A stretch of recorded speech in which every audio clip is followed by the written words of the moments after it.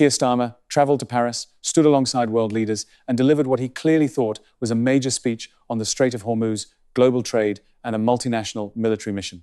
The problem is, by the time he finished speaking, the situation had already changed, and the whole world was watching. Back home, the Mandelson vetting scandal is still burning. The opposition now says Starmer either knew and lied, or was so out of the loop that he is simply unfit to govern. Those are the only two options on the table. Stay with us to the end, because we break down exactly what happened in Paris, what was said in Parliament while he was away, and why his position is looking more untenable by the hour. If the establishment wants this buried, let's make sure it isn't. Share this video now and hit like.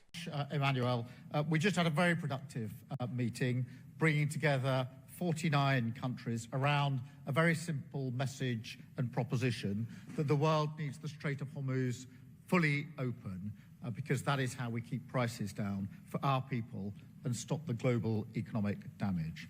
So we've all agreed there was real unity in the meeting that we've just had. We want to see a return to talks and a lasting agreement, including the reopening of the Strait. We welcome the announcement that was made during our meeting, but we need to make sure that that is both lasting and a workable proposal.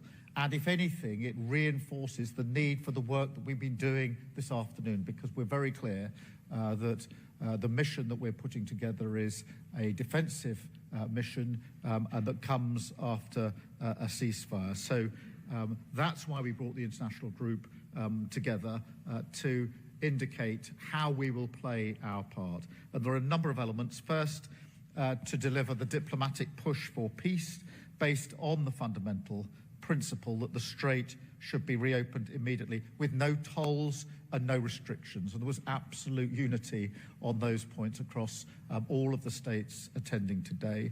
And that transcends the other differences that countries who are with us this afternoon may have, because the whole world needs to see a solution here.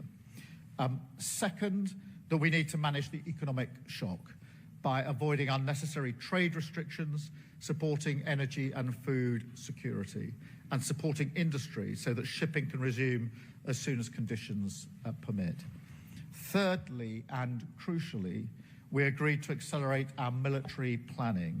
I can confirm that along with France, the UK will lead a multinational mission to protect freedom of navigation as soon as conditions allow. This will be strictly peaceful and defensive as a mission to reassure commercial shipping and support mine clearance.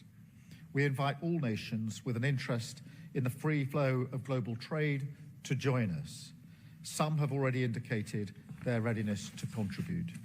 We will take this forward with a military planning conference in London next week, where we will announce more detail on the composition of the mission, and over a dozen countries have already offered to contribute assets. But look, reopening the Strait is a global necessity and a global responsibility. We need to act to get global energy and trade flowing freely again to bring down prices for working people. Our citizens need to see a return to peace and stability, and we will play our full part. Thank you, Emmanuel. That his appointment would pose a risk to national security, somehow he was appointed anyway. Someone pushed that appointment through. The Prime Minister is now asking us to believe that no one in government thought to tell him or his team that Mandelson had failed vetting, that the first he heard about it was on Tuesday night. This is preposterous. He is taking the public for fools. We know that Number 10 was told that Mandelson had failed his vetting because journalists told them in September last year. This leaves us with two possibilities. Either the Prime Minister is lying, or he is so incompetent that he is unfit to run the country. So there you have it. Embarrassed on the world stage, under fire at home, and running out of answers. Share this, hit like, and tell us in the comments, is Starmer finished? Subscribe so you don't miss what comes next.